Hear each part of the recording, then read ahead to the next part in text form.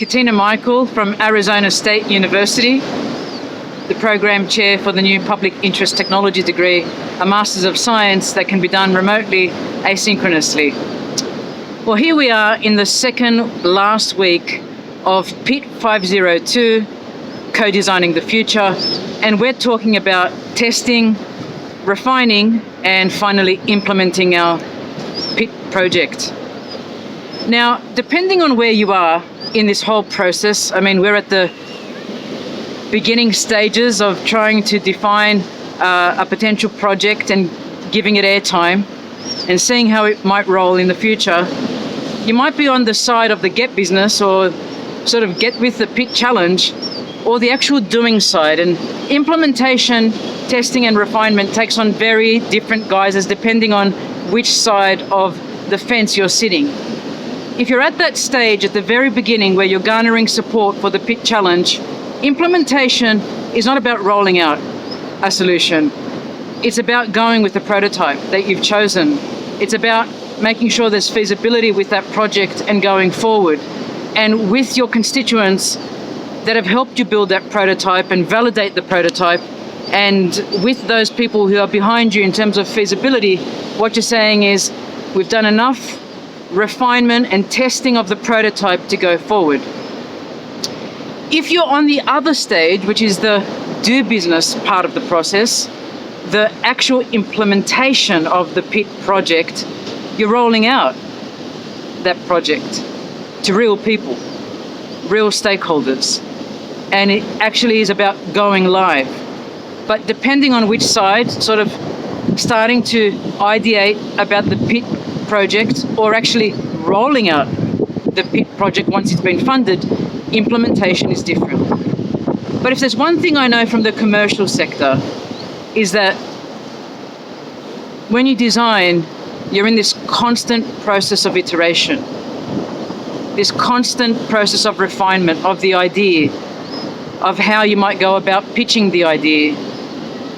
I remember so often on a Friday afternoon in Australia, working from the Nortel Networks Wollongong office, that we'd get a call from the Philippines or somewhere in Asia, and they were usually between 3 and 5 hours behind us. But the last thing we wanted to do was pick up that phone at 4 o'clock on a Friday, because we knew it meant another rollout plan, another iteration, another prospective product option, and running the numbers again. Let me tell you, you can get tired of running those numbers again and again, and then making sure that all the documentation actually fits with those new numbers. There's so much to think about. And so while this process looks a bit awesome to you, perhaps too much, my recommendation is get used to it, because nothing is ever perfect, and people change their mind. People change their mind about how much they'll fund you. Users change their mind about what option they might like best. You might change your mind about what's the right thing to do. We have Pat Scannell talking to us about pitches in the final week, and he talks about adjacent industries and adjacent possibilities in his strategic thinking, and about how you'll merge with stakeholders you never thought about merging with in your rollout of a product or a new process. And so sometimes that light bulb moment may not happen early in the design stage. It may well happen in the refinement and testing. You know, it's all good and well to say, if you do your homework properly right at the very beginning, that iterative process will be minimized. You'd hope so. And in fact, it should be so, that at every stage you validate what you're doing, and right up the front of this whole process, you spend the adequate time identifying the problem. But get used to running numbers, running ideas, running different types of configurations in the technology system that you're proposing, or in actual stages of time. Often, although we're not talking about project management in this particular course, what happens is that you have to shift timelines, and you have to be able to be agile and think on your feet. And this is when we talk about various kinds of methodologies that people may institute. Are they agile methodologies that require rapid prototyping and experimentation? We'll release and roll out and see what happens after the fact. But I would say we need to be more considerate with pit challenges and pit projects. It's not about moving fast and breaking things. It's about taking the time to deliberate, to consult, to garner feedback, to have the customer there and stakeholders there, walking through the prototypes and validating the prototypes, so that when you do finally say, okay, we've gone through this 2 to 3 times, if not more, and we've validated it every phase, that the customer is happy, whoever those customers might well be, for example, members of society, then you can go forward. So the implementation phase should be straightforward, but often it's not. So many challenges present themselves. People who potentially supported the project may well drop out right at that last phase. And you might think to yourself, but I was sure, they signed on the dotted line and they've changed their mind. That could be in the level of funding. And the external environment is turbulent. We learned this from Trist and Emery, in the early days of theory. You can't control the turbulent environment. You don't know what's going to happen next. You don't know if we're going to be stuck in the middle of a pandemic.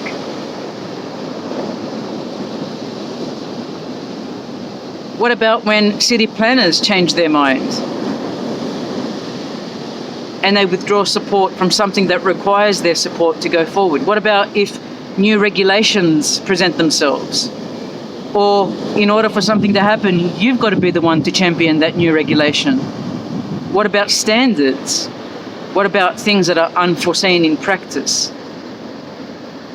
And so the world is not perfect. It's constantly changing and it's dynamic. And with that, your refinement, testing and implementation also has to play catch up and be ready for anything.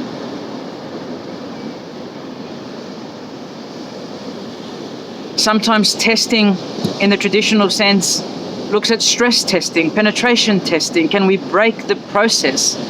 Can we put enough people on this idea to test it out and see whether it would crack at any particular point? Is anything we've done unrealistic?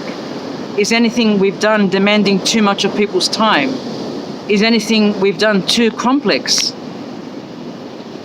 And so we refine, until that implementation phase where we say we're at least going live with the idea and seeking funding support. Pat Scannell also said something else that was very interesting in his interview with me on pitching. He said we have to somehow quantify the benefits of our pit challenge. And although I've resisted to some degree to quantify in dollar terms, this beautiful background here, which is priceless in terms of the environment and a clean ocean, he's probably right. I mean, the ocean doesn't know about funders. The ocean and the environment don't know about the context that they find themselves in, despite that I'm using personification here. Funders want to know a return on investment. And so while we can point to intangibles, sometimes that's just not enough. And so we've got to be creative with our business models or our pit models. Let's not call them business models. We're going away from those commercial terms into things that are sustainable. But if we're going to be realistic, like Pat suggests we are, we're talking to people who have motivations, and we've talked about that in another vlog, where we've said, how do we change even the funding models to these pit projects? So that's just a bit on this week's lecture on testing, refining and implementing. And thank you for the inspiration from all the classes so far on these wonderful projects you've invested time in. I'm Katina Michael, and I'm from Arizona State University, coming to you from Australia.